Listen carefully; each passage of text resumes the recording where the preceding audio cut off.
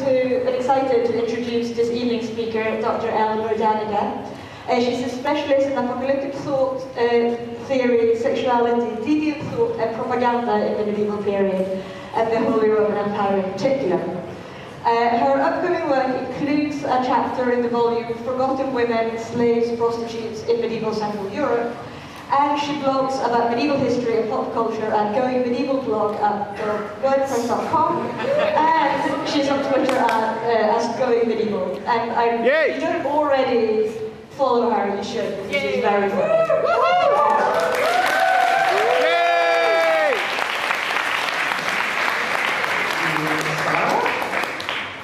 Okay, so this is going to be like a two-woman show. If you ever wondered what it was like with two women, it's about to happen. So hi, we're going to talk a little bit about sex in the medieval period tonight, and in cities in particular, because cities are the business. I will probably end up swearing. I'm not that sorry, so just like make friends with it and we'll move on with our lives. So what do we mean when we talk about sex in the medieval period? First of all, I'm going to do what I make all my 19-year-old students do, and we're going to define what the medieval period is, because if you say the Dark Ages, I will kick you out right now. That's not a thing. The medieval period is from about the year 476, which is, as we all know, when Odoacer deposed Romulus Augustus and the Roman Empire falls. We all know that. We all know that, Eleanor, it's fine. And I put the end of the medieval period at about 1517, which is when Luther brings out his 95 Theses. And that's kind of a wiggly one. Every medieval historian that you meet will have a different way that they say the medieval period is over. But I say it's when Luther brings this out, because when we talk about the medieval period, the main thing that we say is it's about the church a lot of the time. In 476, this isn't true, let's be real. In 476, there's like 3 different popes hanging out in various graveyards in Rome, all writing different stories about why they're really the pope, and hey, come on guys, pay attention to me, I'm a really important dude. But by the later medieval period, which is the best part, the church is a really important thing, okay? And so when we think about the medieval period, a lot of the time, we don't even think about science, right? Like probably a lot of you came in here and you were like, oh, science in the medieval period, that's not a thing. Well, you're wrong again, so shut up. But the church actually in the medieval period isn't this kind of like, what we kind of think of it now, like, Galileo's modern, so like, the church isn't actually in opposition to science at all during the medieval period. Actually, during the medieval period, the church kind of picks things up. But famously not too into the sex. Am I right? Am I right? So maybe when you think about the medieval period, you don't think about sex all the time, because you think about how much influence the church had in people's lives. And you'd be right to do that, because the church has some rules about having sex. Here's a sexy flowchart in order for you to think about when it might be all right to have sex. So the answer is not often, surprisingly. So you need to be heterosexual people. You need to be married for more than 3 days. Because we're not here for the sexy times on the wedding night. That is no, it's very simple. You need to not be nursing a child, not be pregnant, not be on your period. It cannot be Lent, it cannot be Advent, it cannot be Whitsun week, it cannot be Easter week, it cannot be a feast day, it cannot be a fast day, it cannot be a Sunday, it cannot be a Friday, it cannot be a Wednesday. Basically, it can't be a day, all right? Like, no, I'm not joking. You can't have sex while it's light out. Like, this is not a joke, okay? So, you can't have sex for all these reasons, and specifically, when you have sex, it needs to be for procreative purposes, okay? So, that means we are talking about straight up P&V / penis and vagina sex, definitely nothing else other than that, and you actually are not supposed to have too much fun when you have sex either, and you're not supposed to be kissing in a lascivious manner. That's all part of it. No fun times. No, never fun times.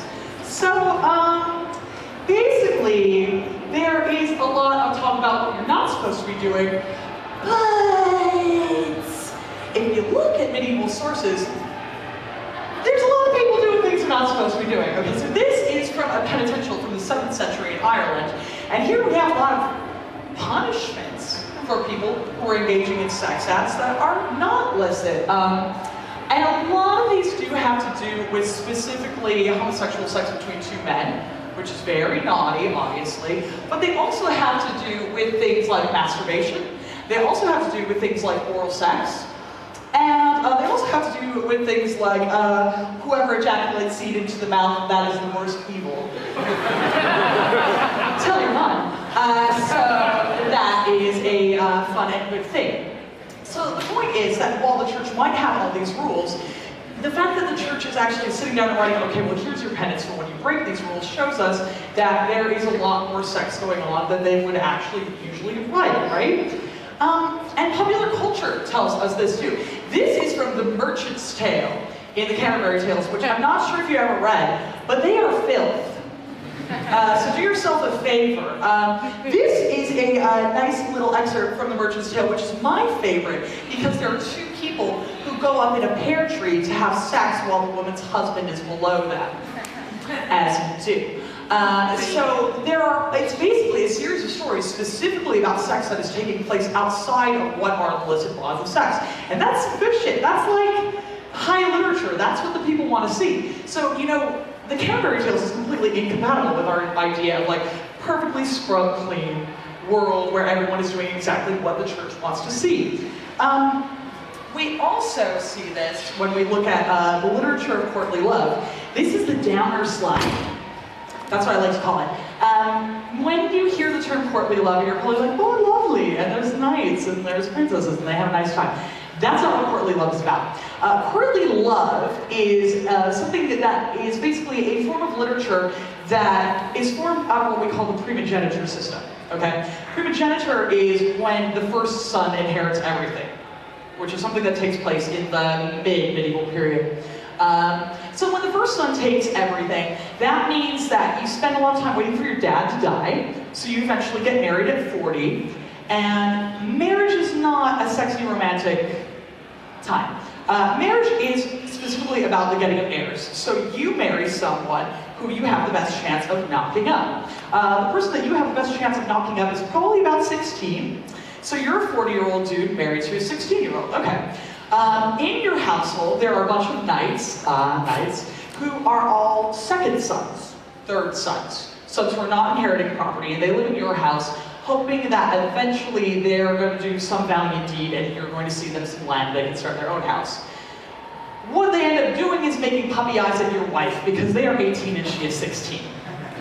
The literature of courtly love is all about how these young men would like to have sex with the lady of the house who is married to someone else. That's what it's about. And I mean, the Camelot literature is all about this, right? Who is the great love story in Camelot literature? It's Guinevere and Lancelot. They are not married. And the minute that Guinevere and Lancelot have sex, and there are a lot of sexy stories about how they do, Camelot falls and it's all a bad time. But the other really dark side of courtly love literature is actually, as I spill water, actually that within that, there's also a whole kind of series of prescriptions about when you have sex, how you have sex, and you know, a lot of it is written for rich people, wooing rich people. Some of it is written for when rich dudes see poor women. And when rich dudes see poor women, help yourself. As if by force. And that's absolutely fine, and that's something that's condoned, and they don't say that you should fall in love with them, but they do say that if you are inflamed into passion, then you can go ahead and help yourself and just have sex with them because they're only women.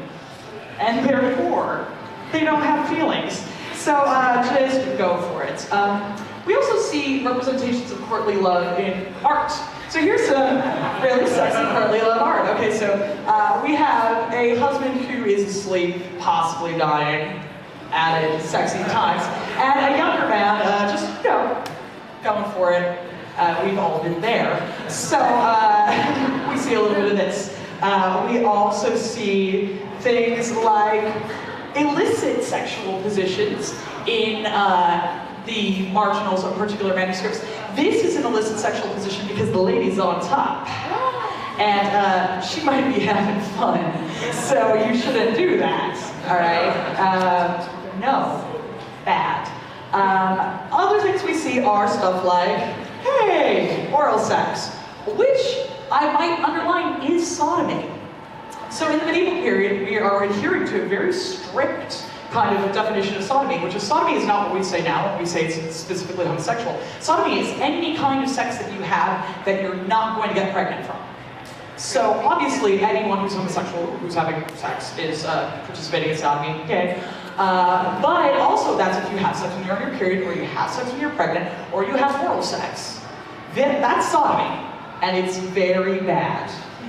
Okay? But people were doing it and into it enough and they're like, well, I'm a monk, I'm just gonna draw this here right now.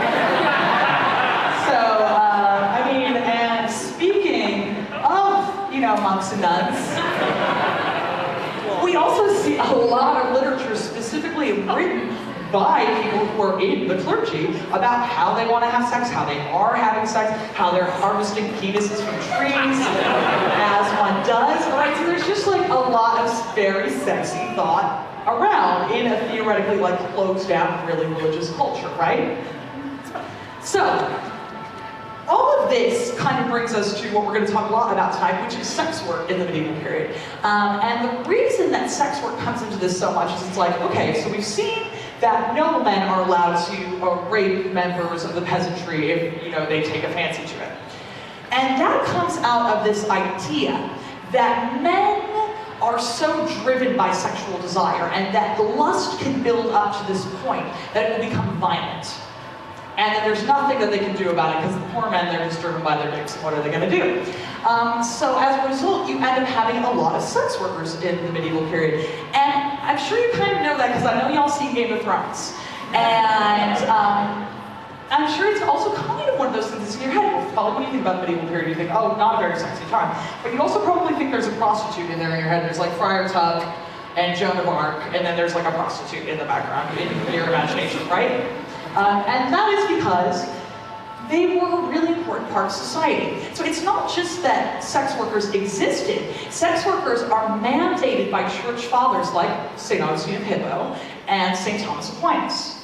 Okay? So they don't really necessarily like condone sex work. They're not like, this is a really great thing and I hope you all do it. But what they're saying is that there's definitely a need for people to have access to a sexual outlet. And if men are not married, and if men are expected to be able to control enough money because of the primogeniture system in order to get married, there's a lot of angry unmarried men walking around not having enough sex, right? And particularly, that is true in cities. Okay, because cities are where you go to seek your fortune, then as now, right? So here in our own lovely London, side note, London is not that important during the medieval period, / England is not that important during the medieval period. You know, we tend to think that it is now because we all speak English and we kind of took over the world in the 19th century and mistakes were made. But in the medieval period, London's a bit of a backwater, but hey, we live here now, so we are going to talk about sex work here. Sex work in London takes place in two major places, in Southwark, represent, and also on a street called Cock Lane. I'm not making that up, okay, which is sort of up near the wall, okay? And these are two really common places that you will find brothels in the medieval period because brothels are necessary, but no one's throwing a party because of them, right? So you want to have brothels and you need to have brothels so that men don't riot, but you don't necessarily want to celebrate it. So you make sure that your brothel's across the river. You make sure your brothel is next to the city wall, or you make sure your brothel is outside of the city wall.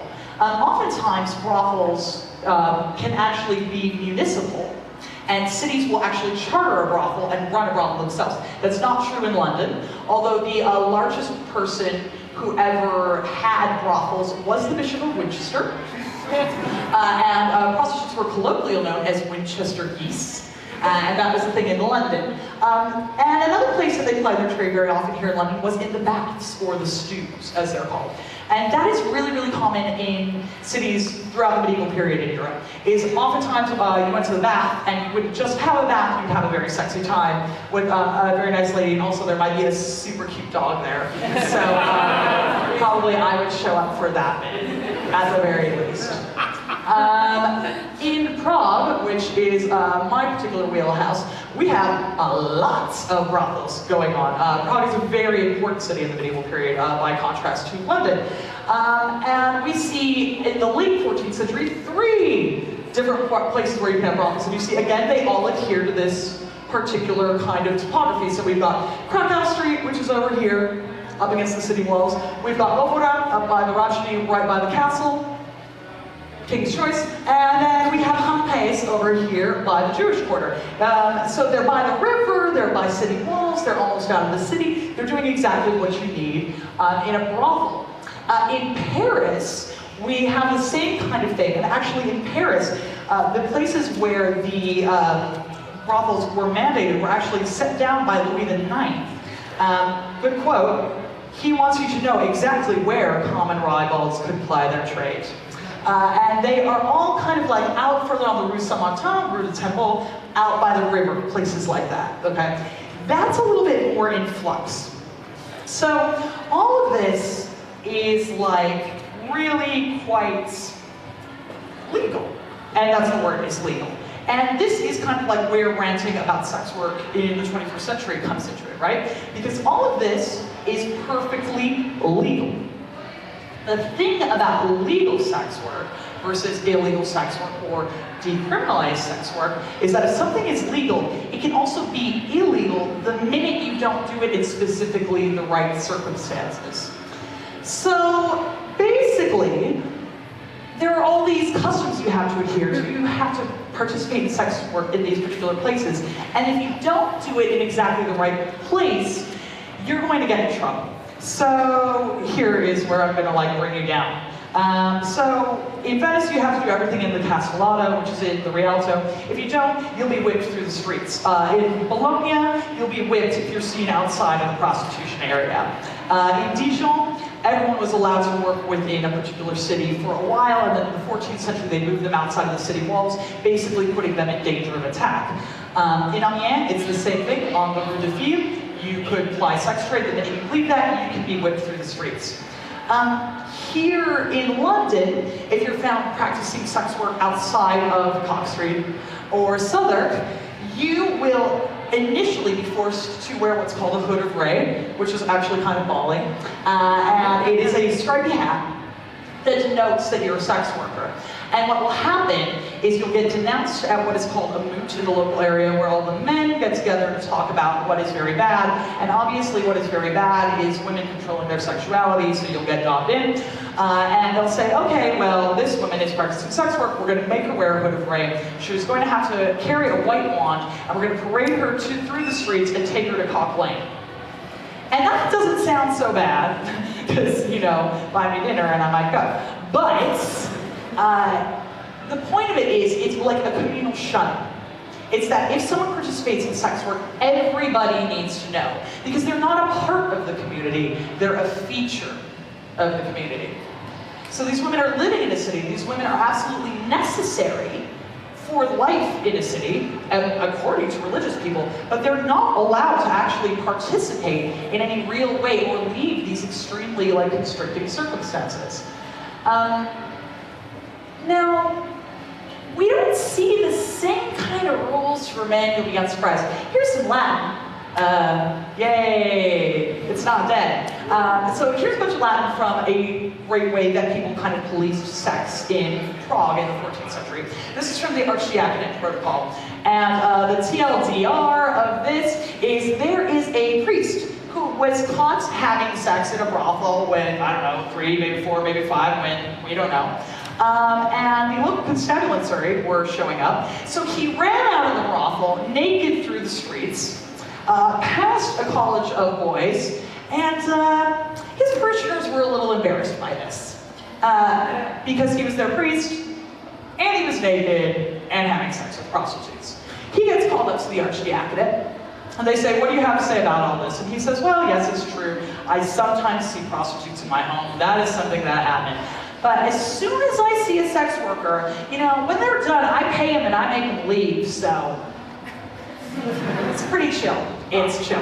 And the archdeacon doesn't even make him apologize.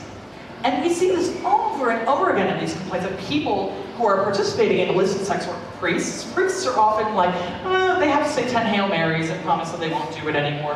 They have to maybe please stop running a brothel out of their own church. I'm not joking. They have to stop building wooden buildings in their churchyard that people can pay admission to go have sex with prostitutes in. You know, they need to stop that.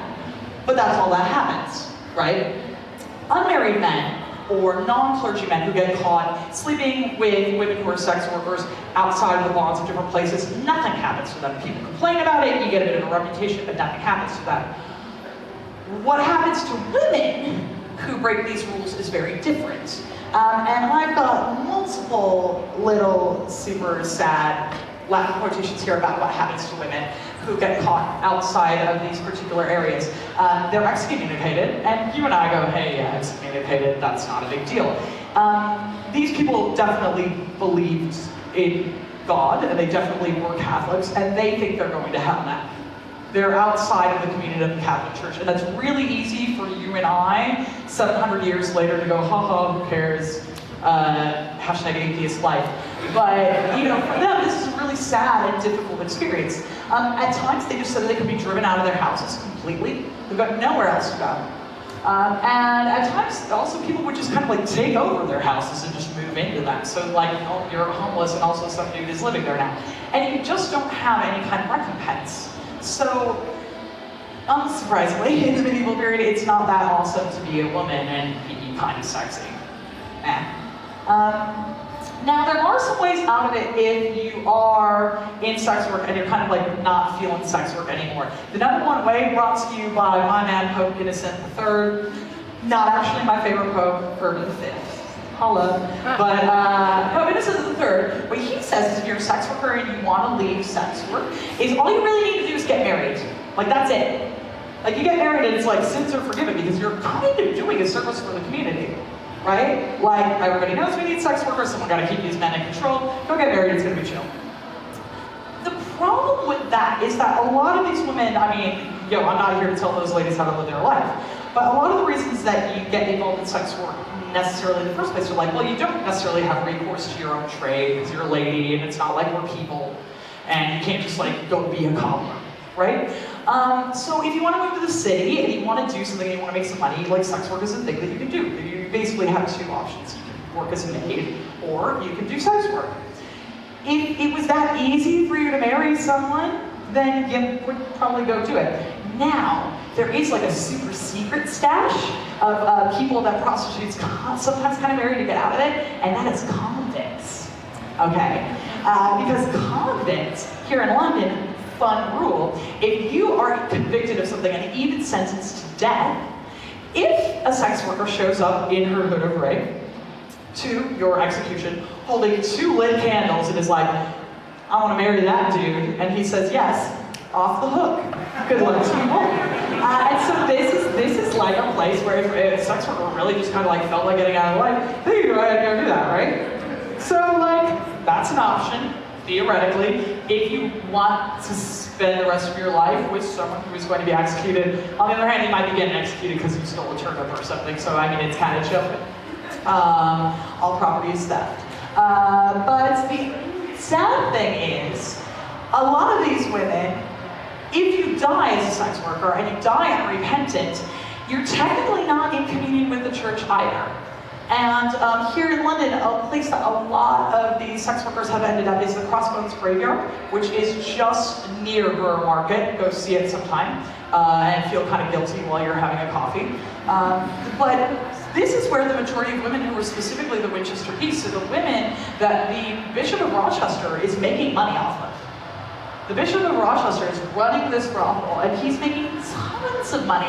And if they die in his care, or their children die in his care. They are buried in this plot, and it's unconsecrated ground. Again, these are women who really probably believe, you know, in the eternal life and salvation, and they are sitting in this hole in the ground that has been multiple times people have threatened to redevelop it, but people out here for the history of sex are fighting that good fight, and I encourage you all to get involved with that. But this is kind of like the unhappy, not sexy end of what a lot of medieval prostitution is. So we need these women, they have to work in the city, but they're never really allowed to participate in life in the city, and eventually if you die at the wrong time, you're thrown in a pit at the outskirts of the city. So that was delightful. Basically, I like to round up, what I kind of want you to take away from this is that the medieval period is not really a monolith of the church controlling everything. There's a lot of really interesting, pretty sexy stuff going on. Okay, and then as now, there are ways that we kind of like try to control that and keep it in place so that it doesn't necessarily like run over into everything, yeah? But some of that's really, really fun. And some of that is like hilarious stories about having sex with a dude while your husband is asleep, and that's, you know, great, and hey, we celebrate that. Some of it is really sad, like, you know, permission to have sex with a peasant girl against her will, and some of it is really sad stuff where ladies end up getting tossed into pits and, you know, they don't have their graves marked. So, I'd like to go away going, oh, that was awful. Not really. But I would like you to kind of just go away thinking about like how rich medieval life really is, and how it's kind of sexy, a little bit sexy, and just kind of like think about how far we've actually really come as a society, and like what it is that we ask women to do still, and how it is we still relate to sex, and how we relate to kind of commercial sex and the way we treat the people that do it, and, you know, take that out into the world and you try to do something with it, yeah? Okay.